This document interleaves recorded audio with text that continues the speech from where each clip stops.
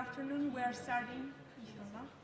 Dear ladies and gentlemen, colleagues and friends, today we are honored to hear the presentation of our dear Professor Muhammad Fadel. We are very thankful for his acceptance of our invitation, and he will be presenting his speech on sacrifice in Islam between the Quran and Fiqh. But before he begins, I would like to briefly introduce him, with your permission, Professor.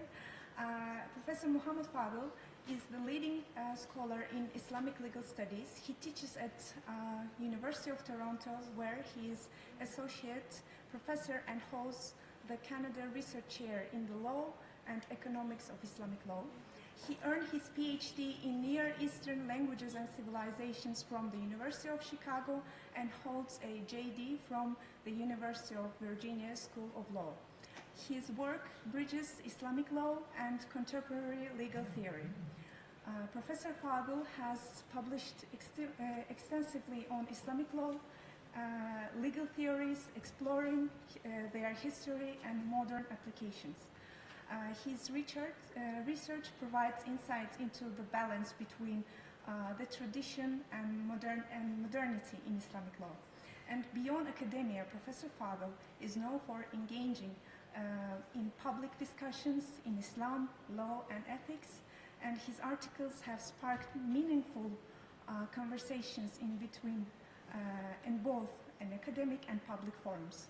And today we will going to hear his speech on sacrifice in Islam between the Quran and Fiqh.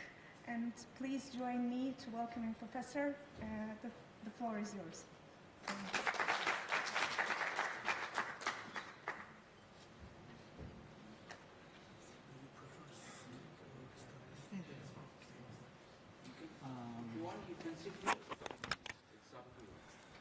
It's up to you. Actually, why don't I sit? Because Okay.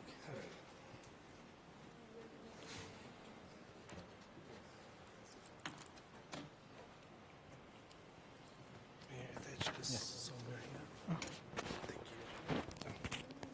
From here is better, maybe. Sorry. Okay. is this? Yeah. Okay.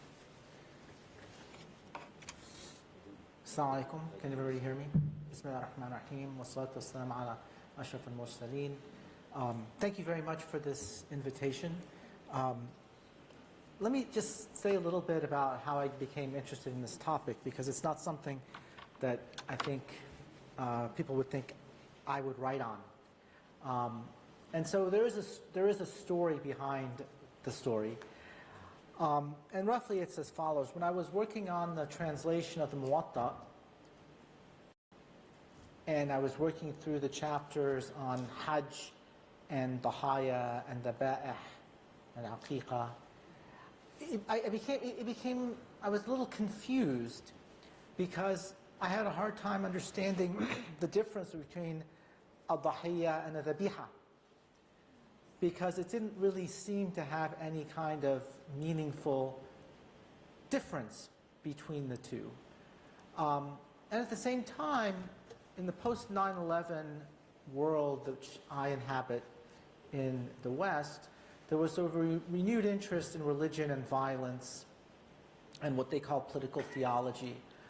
And several works of scholarship had come out by professors, law professors in the United States, on political theology, with a particular focus on sacrifice and the political symbolisms of sacrifice. And so I became interested in that literature, spent a lot of time reading it, and I thought it was very important that Muslims contribute to this discourse. So I became interested in the subject through two different methods. First was genuine puzzlement from the perspective of fiqh itself, about why is there a difference between a dahiyya and a dhabiha. And secondly, from the perspective of political theory, this sub-branch of political theory known as political theology, and what does sacrifice tell us about politics? And eventually led to me getting a grant from the Social Science and Humanities Research Council of Canada to explore this question. And so this work is in large part financed by that grant, and this is one part of the project. I mean, the project, hopefully, inshallah, will end up as a book, but a lot of things have happened since I got the grant and now, and including the genocide, and so that's been keeping me very busy over the last year. And so hopefully, inshallah, I will have more time to further my work on this. But anyway, with that long introduction, let me sort of begin with the lecture. So, in the famous hadith of Ibn Umar, in which the Prophet Muhammad ﷺ states that Islam's foundations are 5, pilgrimage, Hajj, to God's house is specified as one of Islam's 5 foundations. Numerous verses of the Quran reference the pilgrimage and God's house with a specificity that distinguishes it from the more common but more generic references to other fundamental Islamic practices such as praying, salah, and almsgiving, zakah, that the Prophet also mentioned in the same hadith.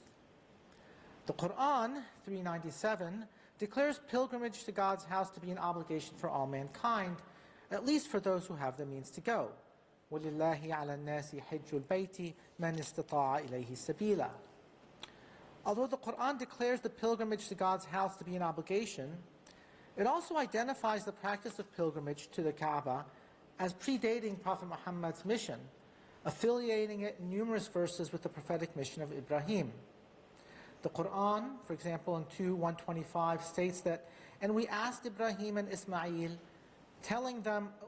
and we tasked Ibrahim and Ismail, telling them, purify my house for those circumambulating, those in pious retreat, those bowing, and those prostrating. وَعَهِدْنَا إِلَى إِبْرَاهِيمَ وَإِسْمَعِيلَ أَن طَهِّرَا بَيْتِيَ لِلطَّائِفِينَ وَالْعَاكِفِينَ وَالرُّكَّعِ السُّجُودِ. The 22nd chapter of the Quran is named after Al-Hajj, right? And so it has an extended discussion or an extended description of the pilgrimage. So it informs us, verses 26 and 27 of that chapter, inform us that it was God himself who designated the spot of his house as a place of prayer and worship, and that God had commanded Ibrahim to institute the rites of the pilgrimage. وَإِذْ بَوَّأْنَا لِإِبْرَاهِيمَ مَكَانَ الْبَيْتِ أَنْ لَا تُشْرِكَ بِي شَيْئًا وَطَهِّرْ بَيْتِيَ لِلطَّائِفِينَ وَالْقَائِمِينَ وَالرُّكَّعِ السُّجُودِ وَأَذِّنْ فِي النَّاسِ بِالْحَجِّ يَأْتُوكَ رِجَالًا وَعَلَى كُلِّ ضَامِرٍ يَأْتِينَ مِنْ كُلِّ فَجٍّ عَمِيقٍ. Surah Al-Hajj has an extended discussion of the pilgrimage, as I said. After God orders Ibrahim to proclaim the pilgrimage to the people, and God's promise that Ibrahim's call to humanity would result in fact in people everywhere coming on pilgrimage, God then explains the purpose of this command. لِيَشْهَدُوا مَنَافِعَ لَهُمْ وَيَذْكُرُوا اسْمَ اللَّهِ فِي أَيَّامٍ مَعْلُومَاتٍ عَلَى مَا رَزَقَهُم مِّن بَهِيمَةِ الْأَنْعَامِ فَكُلُوا مِنْهَا وَأَطْعِمُوا الْبَائِسَ الْفَقِيرَ. So God says, why declare the pilgrimage to the people? So that they may witness benefits for themselves, and that they may remember God's name on account of in well-known days, in known days, in accordance with his blessing them with domesticated animals. عَلَى مَا رَزَقَهُم مِّن بَهِيمَةِ الْأَنْعَامِ.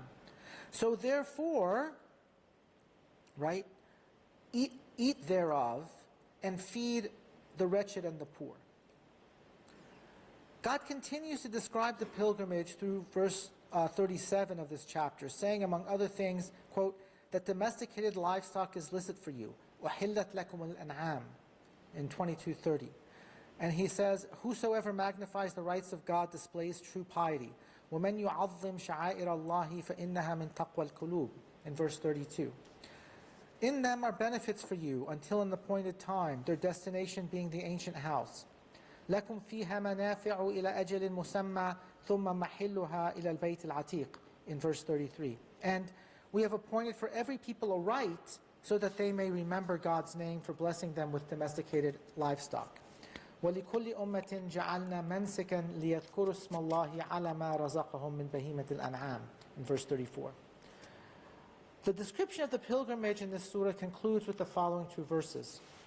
وَالْبُدْنَ جَعَلْنَاهَا لَكُم مِّن شَعَائِرِ اللَّهِ لَكُمْ فِيهَا خَيْرٌ فَاذْكُرُوا اسْمَ اللَّهِ عَلَيْهَا صَوَافَّ فَإِذَا وَجَبَتْ جُنُوبُهَا فَكُلُوا مِنْهَا وَأَطْعِمُوا الْقَانِعَ وَالْمُعْتَرَّ كَذَلِكَ سَخَّرْنَاهَا لَكُمْ لَعَلَّكُمْ تَشْكُرُونَ لَنْ يَنَالَ اللَّهَ لُحُومُهَا وَلَا دِمَاؤُهَا وَلَكِنْ يَنَالُهُ التَّقْوَى مِنْكُمْ كَذَلِكَ سَخَّرَهَا لَكُمْ لِتُكَبِّرُوا اللَّهَ عَلَى مَا هَدَاكُمْ وَبَشِّرِ الْمُحْسِنِينَ. And we have made the sacrificial camels among the rights of God wherein there is good for you. Mention God's name over them, therefore, when they stand lined up, and when they have fallen upon their flanks, eat therefrom and feed the needy, the solicitous, and those who are silent. Thus have we made them subservient to you, that happily you may give thanks. Never shall their flesh nor their blood reach God, although your reverence does reach him. Thus has he made them subservient to you, that you might magnify God for having guided you. There is much that can be said about this passage in Surah Al-Hajj, but for purposes of this short lecture, I wish to focus on one question. What is the place of animal sacrifice in the Hajj, in the rituals of the Hajj?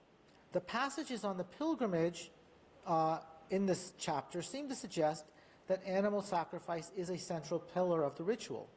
Indeed, one might be excused based on verse 28 of chapter 22, that statement, عَلَى مَا رَزَقَهُم مِّن بَهِيمَةِ الْأَنْعَامِ, and the fact that the verse concludes with the command, so eat therefrom and feed the wretched and poor. One might be excused if one were to believe that the entire point of the pilgrimage is to sacrifice an animal as a token of gratitude for the gift of domesticated livestock. The centrality of the nexus between pilgrimage and the sacrifice of domesticated livestock is ubiquitous in these verses. There are two explicit references in verse 32 and 36 to the camels that the Arabs would mark for sacrifice at God's house by garlanding them and slashing their humps. Hence they're called sha'air, right? Because it makes a sign. And the shi'ar is the slash on their hump, right? Now that term would later come to be known generically for all public symbols of Islam. But in the Quran, it's a literal reference to the camels that the Arabs would take with them on pilgrimage. Right? So when yu'azzim sha'air Allah, it is a literal reference to the animals that are being brought by the pilgrims to the Kaaba. Verse 37 makes express reference to the slaughter of these camels and repeats the earlier command to eat from the slaughtered meat and share it with the poor.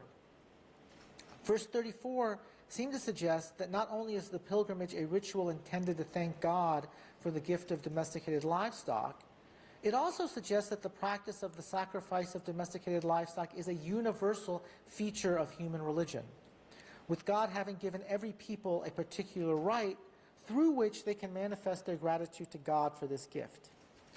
It then concludes in verse 38, however, perhaps paradoxically, by downplaying the religious significance of sacrifice, stating, "Never shall their blood nor their flesh reach God, although your reverence does reach him."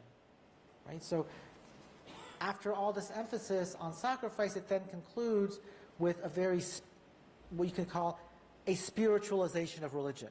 That true religion is the interior disposition of the worshiper, not the physical blood and flesh of the sacrificed animal. While Surah Al-Hajj might be said to provide a clear moral framework for the pilgrimage which links it to the sacrifice of domesticated livestock, it doesn't set forth detailed rules regarding the rites of pilgrimage. It does, however, reference certain practices associated with the pilgrimage, including that there are days set aside for the remembrance of God, وَيَذْكُرُ اسْمَ اللَّهِ فِي أَيَّامٍ مَعْلُومَاتٍ, and practices associated with the house of God, circumambulation, and the actions of prayer, standing, bowing, and prostrating. It also nods to the conclusion of the pilgrimage with a reference to the pilgrims resuming ordinary grooming customs, ثُمَّ لْيَقْضُوا تَفَثَهُمْ, so they resume cutting their hair, clipping their nose, clipping their fingernails, and shaving, etc. The fulfillment of votive offerings, وَلْيُوفُوا نُذُورَهُمْ, and finally, circumambulation of God's house before they return home. وَلْيَطَّوَّفُوا بِالْبَيْتِ الْعَتِيقِ. On the other hand, other verses in the Quran provide more detailed rules regarding the pilgrimage, some of which expressly contemplate animal sacrifice. The relevant verse here is Baqarah 2:196, which states as follows: وَأَتِمُّوا الْحَجَّ وَالْعُمْرَةَ لِلَّهِ فَإِنْ أُحْصِرْتُمْ فَمَا اسْتَيْسَرَ مِنَ الْهَدْيِ وَلَا تَحْلِقُوا رُؤُوسَكُمْ حَتَّى يَبْلُغَ الْهَدْيُ مَحِلَّهُ فمن كان منكم مريضا أو به أذى من رأسه ففدية من صيام أو صدقة أو نسك فإذا أمنتم فمن تمتع بالعمرة إلى الحج فما استيسر من الهدي فمن لم يجد فصيام 3 أيام في الحج و7 إذا رجعتم تلك 10 كاملة ذلك لمن لم يكن أهله حاضر المسجد الحرام واتقوا الله واعلموا أن الله شديد العقاب. And complete the pilgrimage and the visitation for the sake of God. But if you are interdicted, then you may conclude your pilgrimage by sacrificing whatever animal is readily available, but do not shave your heads until the animals reach their final destination.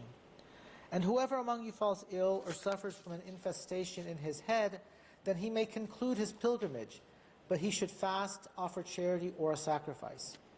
If, however, you enjoy security and you perform a visitation alongside the pilgrimage, then sacrifice whatever animal is readily available. But if you cannot find one, then fast 3 days during the pilgrimage and another 7 upon returning home. That is 10 complete days for anyone whose folk is not settled in the sacred mosque. Be mindful of God and know that God's punishment is severe. The Quran also provides other rules pertaining to violations of the sanctity of the pilgrimage. For example, what happens if a pilgrim kills a wild animal? Al-Ma'idah, verse 95, sets out the rule that applies in this situation. It says, يَا أَيُّهَا الَّذِينَ آمَنُوا لَا تَقْتُلُوا الصَّيْدَ وَأَنْتُمْ حُرُمٌ وَمَنْ قَتَلَهُ مِنْكُمْ مُتَعَمِّدًا فَجَزَاءٌ مِثْلُ مَا قَتَلَ مِنَ النَّعَمِ يَحْكُمُ بِهِ ذَوَى عَدْلٍ مِنْكُمْ هَدْيًا بَالِغَ الْكَعْبَةِ أَوْ كَفَّارَةٌ طَعَامُ مَسَاكِينَ أَوْ عَدْلُ ذَلِكَ الصِّيَامَ لِيَذُوقَ وَبَالَ أَمْرِهِ عَفَى اللَّهُ عَمَّا سَلَفَ وَمَنْ عَادَ فَيَنْتَقِمُ اللَّهُ مِنْهُ وَاللَّهُ عَزِيزٌ ذُو انْتِقَامٍ. O you who believe, slay not any game while you are in the consecrated state. And whoever among you does so intentionally, a desert for him shall be an equivalent domesticated animal, determined by 2 upright men among you, consecrated to God, brought to the Kaaba, or expiation, feeding the indigent, or its equivalent in fasting, that he may taste the evil consequences of his conduct. God has forgiven that which is past, but whosoever relapses should know that God will take vengeance upon him, and God is mighty, possessor of vengeance. The Quran also nods to various prohibitions that arise by virtue of entering into the consecrated state of being a pilgrim. For example, 2:197. Al-Hajju ashhurun ma'lumat, faman farada fihinna al-hajja fala rafatha wala fusuqa wala jidala fil hajj. وَمَا تَفْعَلُ مِنْ خَيْرٍ يَعْلَمْهُ اللَّهُ وَتَزَوَّدُوا فَإِنَّ خَيْرَ الزَّادِ التَّقْوَى وَاتَّقُونِ يَا أُولِي الْأَلْبَابِ. The months of the Hajj are known. Therefore, whoever undertakes to perform the Hajj, let him know that there is no lewdness, iniquity, or quarreling in Hajj. God knows whatever good you do. And make provision for the journey, but the best provision is mindfulness of God.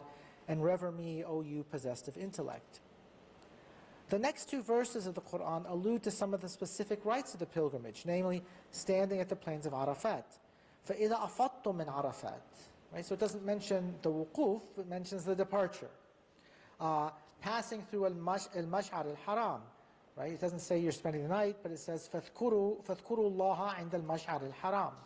And then finally it mentions or it alludes to Tawaf al-Afada.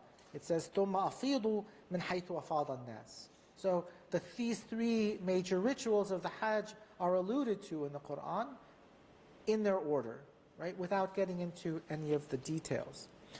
And then it says, and then it reminds the believers that they should continue remembering God after they have completed their pilgrimage rites. فَإِذَا قَضَيْتُمْ مَنَاسِكَكُمْ فَاذْكُرُوا اللَّهَ كَذِكْرِكُمْ آبَاءَكُمْ أَوْ أَشَدَّ ذِكْرًا. Okay. So the Quran, relatively speaking, is rather rich, I would say, in details, in both a sort of a abstract discussion of a justification for pilgrimage and relatively rich with respect to description of actual rites, particularly compared to, let's say, something like prayer, right? So now I want to turn to how the fuqaha treated sacrifice and contrast it or compare it to what is in the plain verses that we read together here. One thing that ought to strike our attention when we consider the Qur'an's treatment of the pilgrimage is the extent to which it refers to specific features of this ritual, right? This is in contrast to other fundamental Islamic ritual practices such as prayer and almsgiving, each of which, like the Hajj, are also regulated by a complex set of rules, but in contrast to which the Qur'an is completely silent. On the other hand, one might say that while the Qur'an does seem more interested in alluding to the various elements of the Hajj than it is with respect to praying and almsgiving, its references to the rites of the pilgrimage are equally laconic and in need of clarification before they can be implemented. Right? To use Shafi'i's terms, they're all mujmal, right? But even from this perspective, it is surprising that there is no express mention in the Qur'an of an obligatory animal sacrifice in connection with the Hajj. Yes, different verses of the Qur'an, if certain conditions are met, oblige the sacrifice of an animal. For example, if the pilgrim is interdicted, uhsir, right, and cannot complete his pilgrimage, and then he performs his visitation, that's one example, if he's interdicted. The second is if he performs the umrah on the same trip on which he performs the pilgrimage, right, on the condition that the umrah is during Hajj season, then those are two cases where he has to offer a sacrifice. Likewise, other irregularities that might arise in the performance of the pilgrimage might, but aren't necessarily remedied by the sacrifice of an animal. For example, if someone abandons his pilgrimage because he's stricken with a lice infestation, right, and therefore he must shave his head, so that's excused, but he has to sacrifice an animal. So there are cases where the Qur'an deals specifically and imposes an animal sacrifice as an obligation. But there's no general express obligation cited in the Qur'an to sacrifice an animal. So this absence is all the more striking, I think, given that the chapter of the Hajj named after the pilgrimage, the chapter of the Qur'an named after the pilgrimage, seems to make the sacrifice of domesticated animals the entire point of the ritual. The ambiguous role of sacrifice in the rites of the pilgrimage is reflected in the detailed rules of the fuqaha themselves. To begin, animals that are sacrificed in the pilgrimage have a special name, hadi, to distinguish them from other animals that Muslims may sacrifice, such as tahiyya or aqiqah. The pilgrim sacrifice, the hadi, in turn is classified as either a freely offered sacrifice, tatawwa, or an obligatory sacrifice, wajib. There are three kinds of obligatory sacrifices. The first is if the pilgrim has made a sacrifice obligatory by virtue of a vow, a nadr.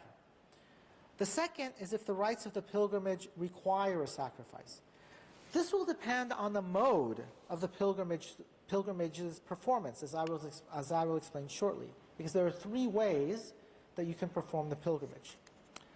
The third kind of sacrifice is when the pilgrim commits a sufficiently grave violation of the rules of pilgrimage, such as intercourse with his wife after having entered the consecrated state.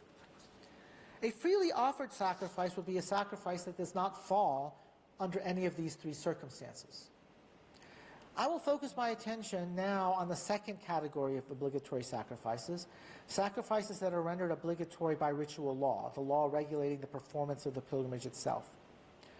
Given the express role that Surah Al-Hajj assigns to the sacrifice of domesticated animals in the pilgrimage, it may be surprising to learn that it is possible to perform the pilgrimage properly, validly, without sacrificing an animal. To see this more clearly, it is necessary to understand the three different modes by which the pilgrim may perform his pilgrimage. The first is ifrad, the second is tamattu', and the third is qiran. The first mode of performance, ifrad, occurs when the pilgrim enters the consecrated state with the intention of performing only the rites of pilgrimage and not to perform umrah. In the second case, tamattu', the pilgrim intends to perform the rites of the Umrah during the months of the pilgrimage, exit Ihram, remain in Mecca, and then re-enter Ihram in Mecca with the intention of performing the pilgrimage. In the third case, Qiran, the pilgrim enters the consecrated state with the intention of performing the rites of both rituals, both the Umrah and the Hajj, at the same time, without ever exiting Ihram after performing the rites of Umrah. A pilgrim who performs the pilgrimage without performing the rites of the Umrah, i.e. the mufrid, the one doing ifrad, is not obligated to offer a sacrifice of livestock as part of his ritual. Pilgrims who perform the pilgrimage using either of the other two modes, by contrast, are each required to offer a sacrifice. The obligation for the person performing tamattu' is based on an express rule of the Quran, mentioned in Baqarah 2:296. It expressly states that the pilgrim offer a readily available animal if he or she performs the Umrah alongside the pilgrimage. The common explanation for why sacrifice is needed in this case is that tamattu' is a dispensation, it's a rukhsah. The pilgrim is allowed to exit the consecrated state while he is still in the sacred precinct and resume his normal life until it is time to set off on the pilgrimage on the 9th of Dhul Hijjah. And he's allowed to do ihram in Mecca without leaving and going into al-hil, as they so to speak. So there's a rukhsa involved here. So accordingly, in exchange for being able to resume normal grooming habits, the right to exchange the clothes of a pilgrim for ordinary clothes, and the right to engage in sexual relations, he is required to perform a sacrifice. It's like a compensation for being able to resume normal life. Strangely, however, or at least it seems strange to me, the pilgrim who combines the rites of the Umrah and the pilgrimage without exiting the consecrated state upon completing the rites of the Umrah is also required to offer a sacrifice. Although combining the rites of both the visitation and the pilgrimage without the benefit of exiting from the consecrated state, as in what takes place with tamattu', at least to me, seems to be a more demanding ritual than tamattu', jurists nevertheless agreed that a pilgrim who performed both of these rites together also had to offer a sacrificial animal. One common explanation for extending the rule of tamattu' to the pilgrim performing qiran is that combining the two rituals is also a dispensation, insofar as the pilgrim is able to perform both rituals in one trip, rather than performing two trips, as would normally be the case. Right? Normally you would have to go, you would make one trip to do Umrah, conclude it, leave, go home, and then do a second trip to do Hajj. When you do Qiran, you get to do both rituals in one trip, and so that's considered the dispensation, justifying the obligation to do a sacrifice. Now, from this perspective, I'm sort of giving the Maliki view, ifrad is the azima. Ifrad is the azima, and the other two modes are exceptional as rukhas. But even Sarakhsi, for example, states that for Abu Hanifa, ifrad is the azima, while the other modes are dispensations, rukhas, at least in certain respects. Now, the disagreements among the jurists regarding these different modes of pilgrimage is further reflected in their disagreements about which mode is more virtuous. Both Sarakhsi and Ibn Rushd, the grandson, attribute the jurists' disagreement regarding the preferred mode of performing the pilgrimage to disagreements about how the Prophet Muhammad ﷺ, during his farewell pilgrimage, performed his pilgrimage. Now, we should note that the farewell pilgrimage is the only pilgrimage that the Prophet performed. So he only performed one pilgrimage in his lifetime. According to Sarakhsi, there are 30 narrations of the Prophet's pilgrimage, from 30 different companions. And coincidentally, they break down into groups of 10, 10, and 10. So 10 narrators claim that the Prophet did ifrad, 10 claim that he did tamattu', 10 claim that he did qiran. And Sarakhsi goes through this complex method of jama', and he concludes that if you harmonize them, it was qiran. Anyway. Malik, however, followed the report of Aisha in which she claimed that the Prophet performed only the rites of pilgrimage, ifrad. And that's why Malik was of the view that ifrad was the most virtuous modality for the performance of pilgrimage. The Malikis could not then decide which was the second place, tamattu' or qiran.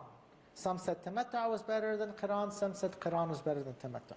In any case, for the Hanafis, qiran was the most virtuous, followed by tamattu' and then ifrad. Although there is a narration from Abu Hanifa that places ifrad in the second rank of virtue behind qiran and tamattu' in third place. For the Shafi'is, ifrad was the most virtuous, followed by tamattu' and then qiran, although a minority opinion among the Shafi'is deemed tamattu' to be superior to ifrad.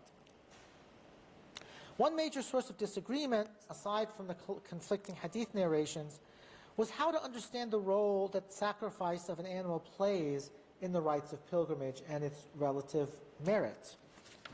For both the Shafi'is and the Malikis, the sacrificial animal which the pilgrim who performs tamattu' or qiran offers is reparative. It's offered to remedy a defect in the performance of the pilgrimage. And that's why they call it demu jabr.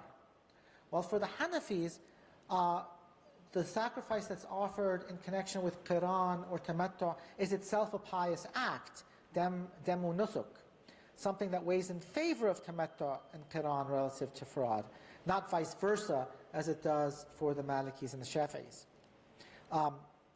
So the Malikis, for the Malikis, by the fact that the pilgrim was obliged to offer a sacrifice by virtue of performing tamattu' or qiran is proof that it's deficient.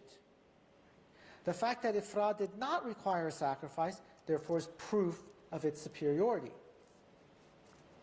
From an analytic perspective, the Malikis also explained that ifrad was superior to both tamattu' and qiran because the latter two allowed the worshipper to perform two ritual acts in one journey. The pilgrim who performs ifrad, by contrast, will have to make a second trip to God's house in the same year to perform the visitation. Ifrad's superiority therefore rested in the obligation to make two separate journeys to God's house, suggesting that in the Maliki conception, the main purpose of pilgrimage was traveling for God's sake, for pious remembrance, not to perform a sacrifice. This implicitly requires the pilgrim to undertake a separate journey outside the pilgrimage season to perform the visitation to obtain the highest degree of virtue.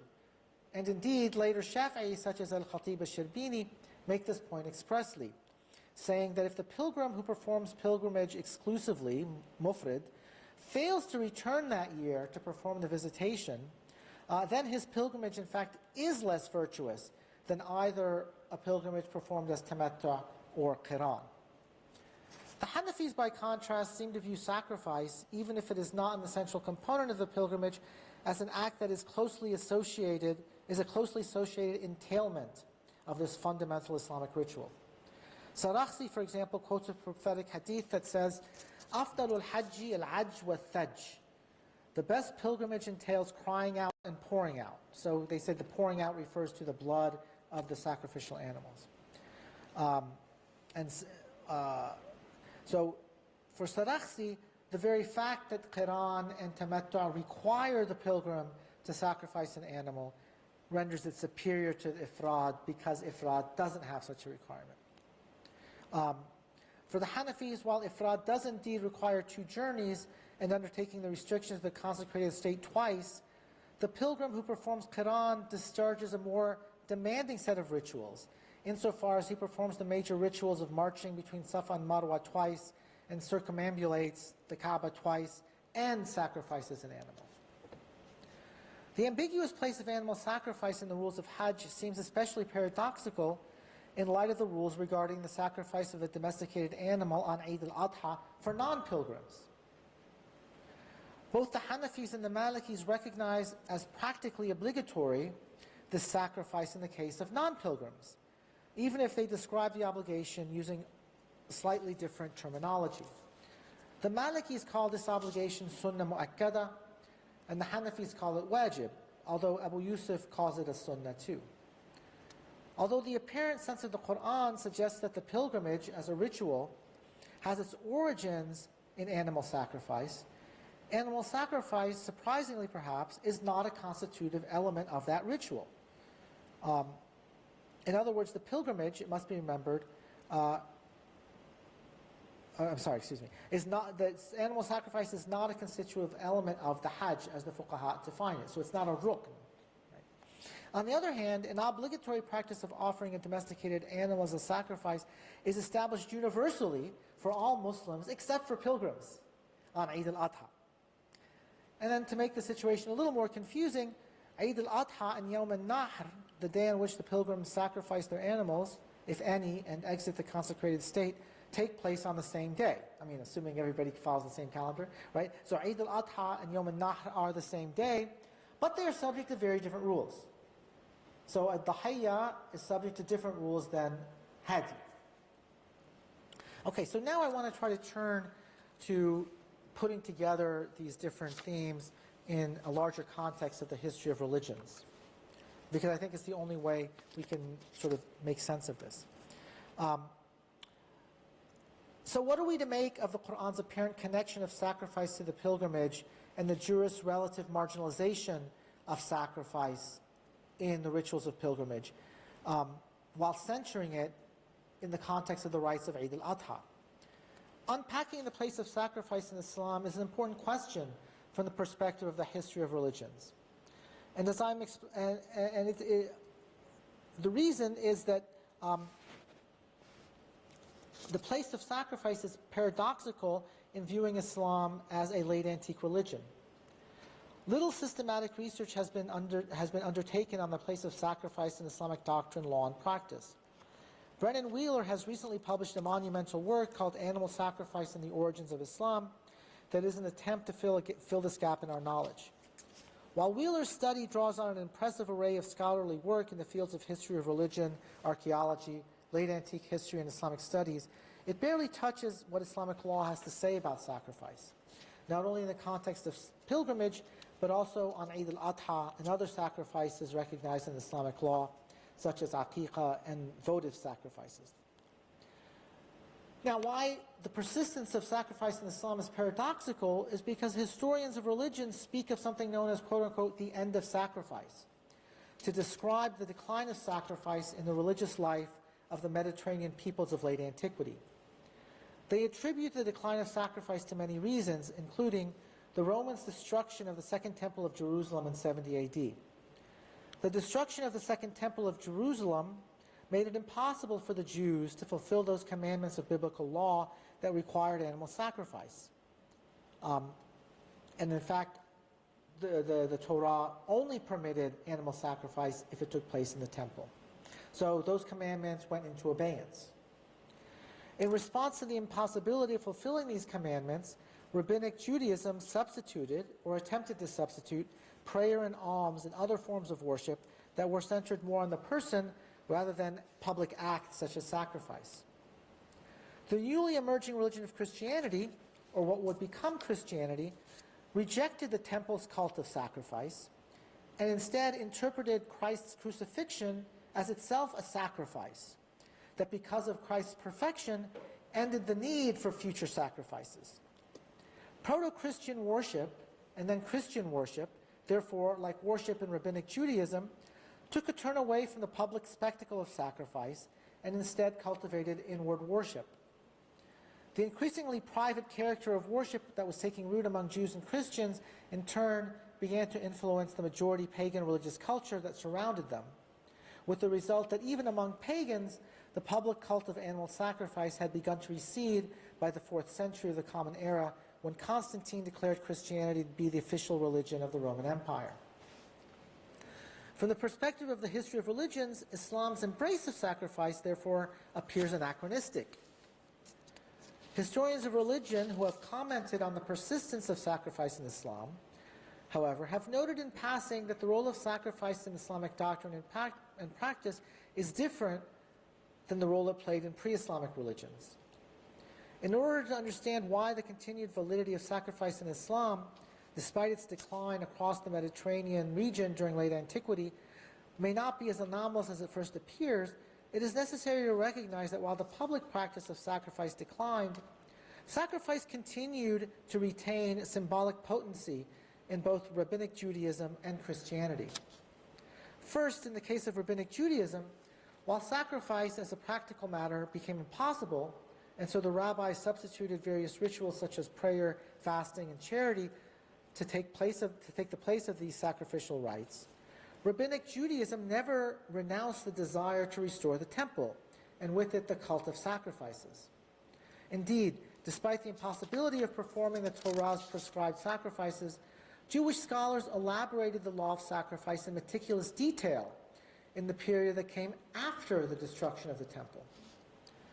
At the same time, Ibrahim's attempted or actual sacrifice of Isaac became central to their own religious narrative, and later developments in Jewish thought would have Isaac embrace his own martyrdom in the expectation of divine resurrection.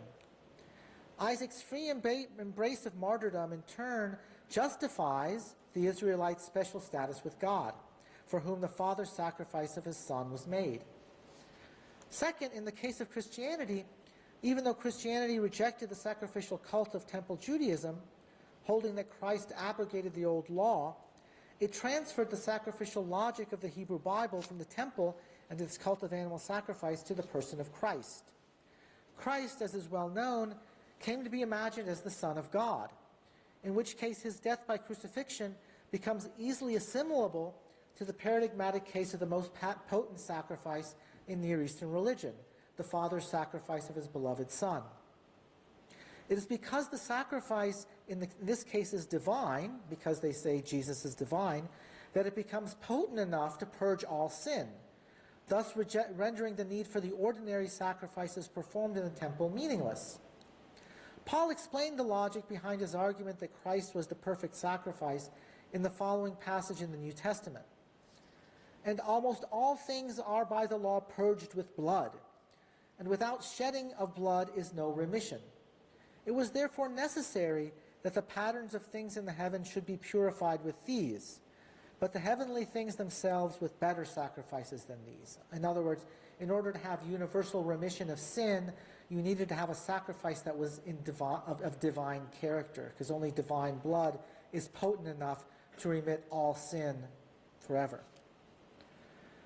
Christianity, despite its stance as abrogating Mosaic law, adopts its position that sin must be redeemed through blood.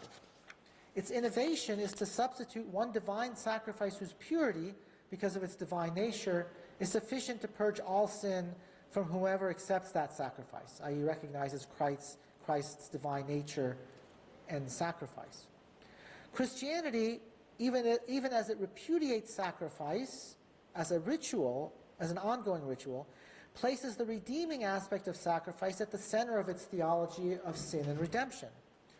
When Christians speak of Christ as mankind's Redeemer, they nod to the logic of sacrifice found in the Hebrew Bible, where sin is cleansed through the shedding of the blood of a sacrificial animal. Christ is literally the Lamb of God. So when Christians speak of Christ as Lamb of the God, you should take it literally, because he is just a sacrificial lamb. With the particulars of Jewish and Christian theologies, while the particulars of Jewish and Christian theologies of sacrifice differ, and differ substantially, they both share a similar structure, insofar as the sacrifice par excellence is that of the father sacrificing his beloved son. Abraham nearly, or actually, sacrifices Isaac in Judaism, and in Christianity, God sacrifices his son, Jesus. Both of these sacrifices are also covenantal sacrifices, meaning they produce a relationship between God and the community, right? And the fruit of this covenant is salvation. That's why Jews are a chosen people, because Abraham sacrificed his son. Later traditions in Judaism, some of them at least, think that Isaac actually was killed and then resurrected, right? That sort of becomes a paradigm for Jesus, right? And that's the church's view, that by accepting Christ, you become his spiritual son and become part of this saved community. So it is the reciprocal readiness to sacrifice what is most dear and readiness to submit to the sacrifice on the part of the victim that justifies the privileged position each group claims vis-a-vis God. Third, the pre-Islamic Arabians continue to follow some kind of sacrificial cult in their religion. While little of their religious beliefs have been preserved, we know from the Quran that pre-Islamic Arabians would dedicate some of their animals to their gods, as well as some of their crops, indicating that their religion probably assigned a propitiatory function to sacrifice. Likewise, the Quran suggests that some pre-Islamic Arabs even engaged in child sacrifice. And they dedicate to God a share of the crops and cattle he created, saying, this belongs to God, or so they claim, and this belongs to God's partners. But that which is for their partners does not reach God, and that which is for God does reach their partners. Evil indeed is the judgment they make. Likewise have their partners made the slaying of their children seem fair unto many of the idolaters, that they may ruin them and confound their religion. This is in Al-An'am, verses 136 to 137. The Quran's theology of sacrifice and the rules that the jurists expounded regarding sacrifice, I argue, can only be understood when they are placed in a polemical relationship with both the Judeo-Christian conception of sacrifice and the pagan Arabian conception of sacrifice. The Quran does this by emphasizing against both groups what I call a humanistic view of creation. God created the good things of this world for the beneficial use of humanity, not to subject them to arbitrary restrictions in the vain hope of propitiation.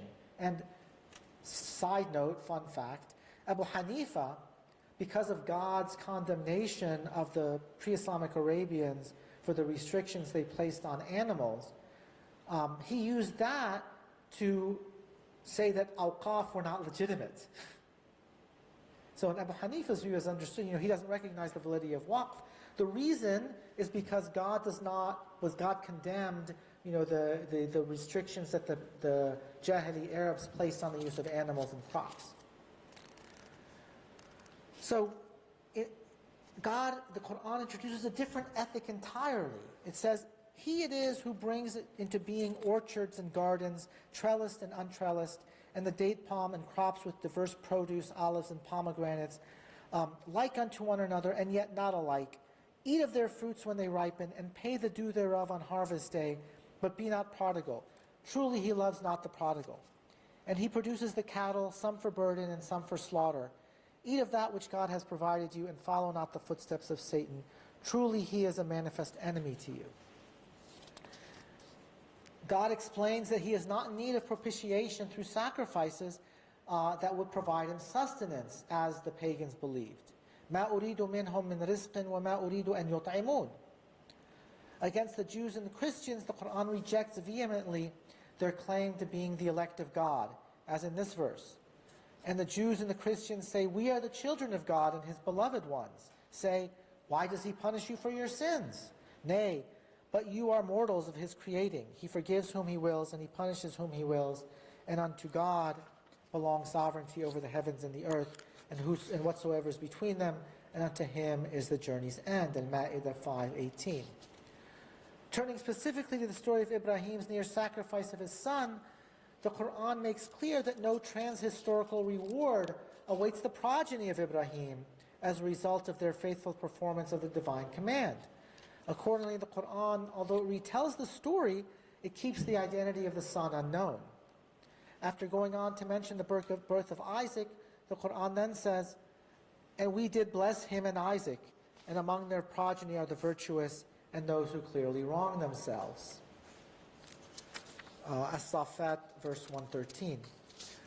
This message of the non-transitivity of virtue is set forth explicitly in the second chapter of the Quran, in Surah Baqarah, where it says briefly that after God had tried Ibrahim and he successfully completed those tests, that God made him an imam for mankind. And so Ibrahim then asks God, well, what about my offspring? To which God says that his covenant does not include the wrongdoers. لا ينال عهدي الظالمين. The Quranic account of sacrifice as part of universal natural religion that we saw in Surah Al-Hajj encapsulates the paradoxical place of sacrifice in Islamic theology and law. It marks the practice, when done for the right reasons, to be part of universal natural religion. But it concludes by denying any efficacy to sacrifice other than inward piety. لَنْ يَنَالَ اللَّهَ لُحُومُهَا وَلَا دِمَاؤُهَا وَلَكِنْ يَنَالُهُ التَّقْوَى مِنْكُمْ كَذَلِكَ سَخَّرَهَا لَكُمْ لِتَكَبِّرُوا اللَّهَ عَلَى مَا هَدَاكُمْ وَبَشِّرِ الْمُحْسِنِينَ. Neither their flesh nor their blood reaches God, but your reverence does reach him. Thus has he made them subservient to you, i.e. animals, that you might magnify God for having guided you and give glad tidings to the virtuous. What does it mean for the Quran to endorse sacrifice while at the same time rejecting its spiritual efficacy? It appears what the Quran is doing is reforming a practice that it deems to be a legitimate part of natural religion, but one that is particularly prone to misunderstanding and abuse. To prevent its misunderstanding and abuse, it is not sufficient to desist from sacrifice, as is evident from the heresies of the Jews and Christians, but to provide a proper model of sacrifice. For the Quran, the proper role of sacrifice in spiritual life is thanksgiving, gratitude to God for giving human beings the gift of dominion over domesticated livestock. And the proper role of sacrifice in social life is solidarity with the unfortunate. It is never to deprive human beings of the benefits that God, in his wisdom, provided humanity through creation. Accordingly, God commands Muslims who offer sacrificial animals, quote, to eat therefrom and feed the wretched and the poor. We fail to recognize the radical nature of this command when we don't put Quranic teachings on sacrifice in a proper historical context. Both pagan and temple sacrifice entail destruction of the sacrificial animal and excluding it from human use. Thus, the most important temple sacrifice was the burnt offering, in which the entire animal was burnt on the altar and none of it consumed, whether by the temple's priests or the general community of the Israelites. Likewise, in pre-Islamic Arabia, at least according to Muslim sources, the animals that the Arabs sacrificed to their pagan deities could never be eaten. By demanding that we consume the animals we sacrifice, the Quran produces a radical break from pre-Islamic traditions. What Muslims are not allowed to do with their sacrificial animals, interestingly, is to treat them as articles of commerce. Once an animal is marked as sacrifice, its owner is required either to consume it himself or to give it freely to others, friends, family, and the poor. Muslim tradition, as you all know, has accommodated this aspect of sacrifice by recommending that the animal's owner reserve a third for himself, a third for the friends, regardless of need, and a third for the poor. To conclude, the place of sacrifice in Islamic doctrine and practice seems paradoxical. The Quran in Surah Al-Hajj seems to teach that sacrifice is a constituent element of a fundamental Islamic ritual, the pilgrimage. Yet, according to jurists, the sacrifice of an animal is incidental to the performance of this ritual. And indeed, according to some Muslim jurists, the most virtuous mode for the performance of the pilgrimage would not involve the sacrifice of an animal at all. At the same time, non-pilgrims are under a general obligation to offer a sacrificial animal on the same day that those pilgrims who will be sacrificing their animals do so.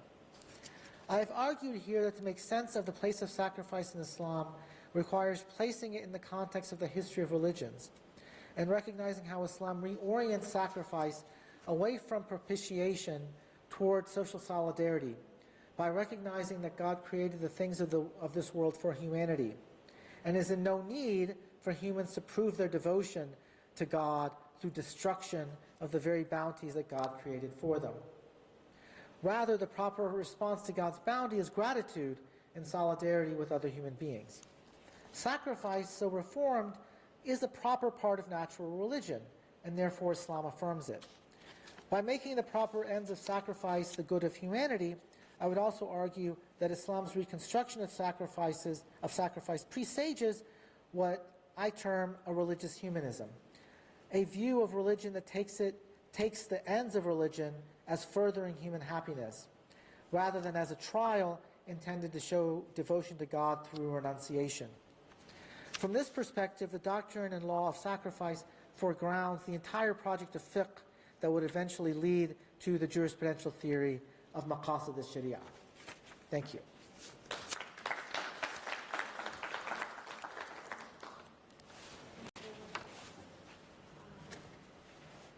Now we can move on with the Q&A session. So if you have any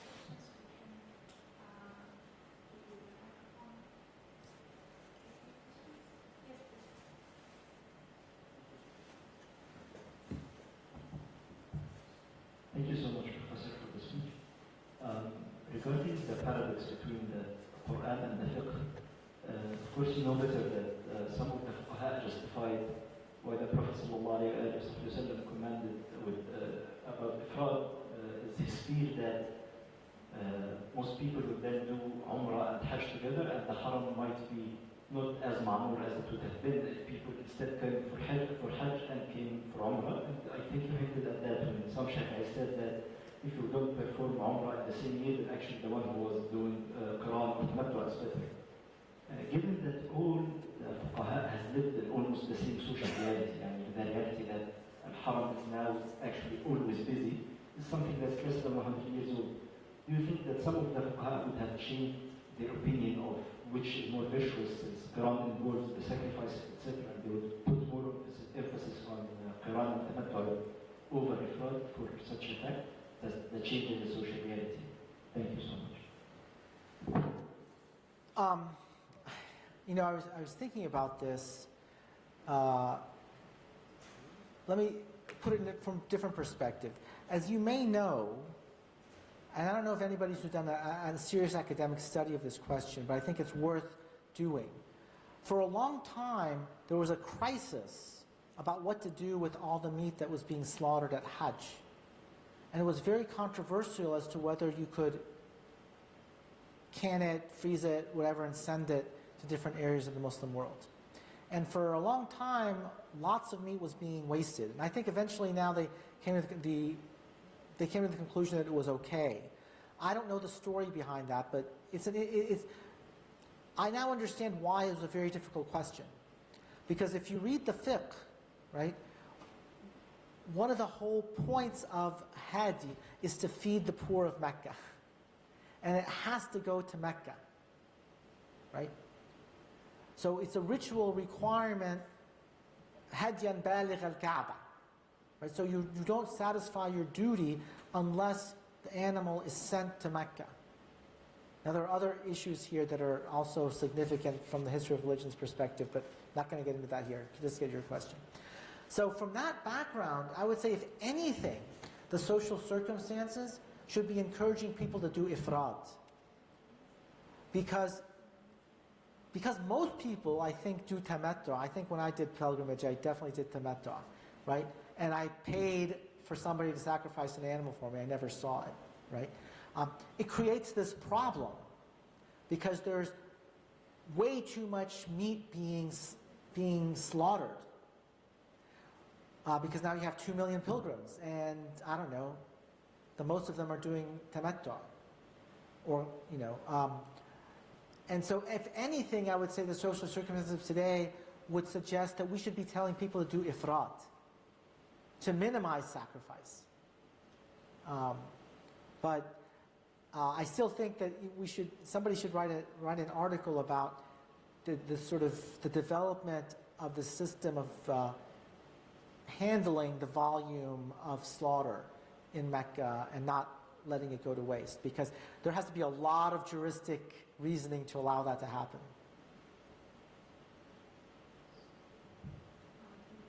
Any other questions or comments?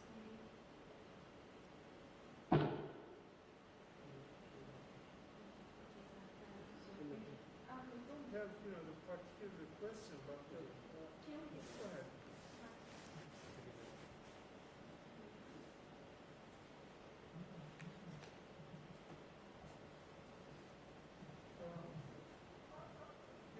The volume of the meat that's produced after the sacrifice, I think it's a very much a very modern phenomenon.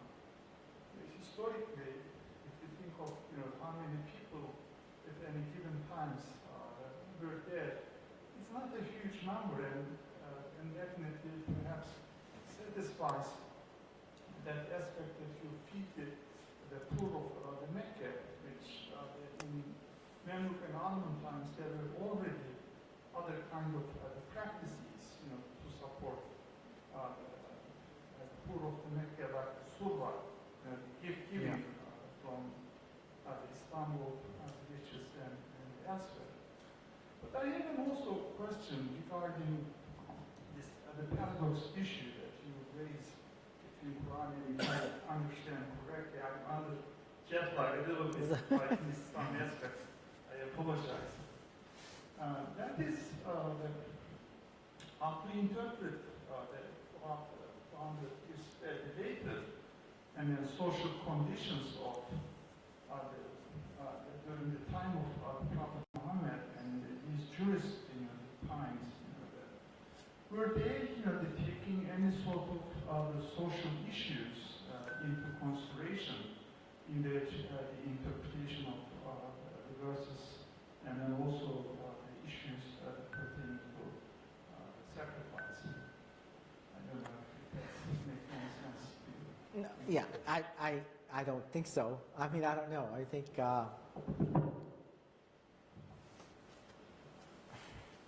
think they just, the Prophet did what he was told to do, I assume. So I don't think, I think it's likely that the rituals were better connected to the social circumstances of his time than it is in our time. But I don't think that was the reason for it, except for what I was saying, that what the Quran wants to do is reform a practice that is central to religion and purify it from misuses of the ritual. So again, when you think of sort of strangeness that the pilgrim does not necessarily have to offer sacrifice, but all Muslims everywhere in the world who aren't on pilgrimage do. One way of understanding why the fuqaha did it that way, and maybe they're not conscious of it, but we can look at fiqh as a structure rather than like the result of one mind, is if you take this idea seriously that the Quran wants to reform the symbolism of sacrifice, and in order to reform it properly, it has to be embodied in a proper ritual. Then you want to have a universal ritual of sacrifice. Hajj is not a universal ritual.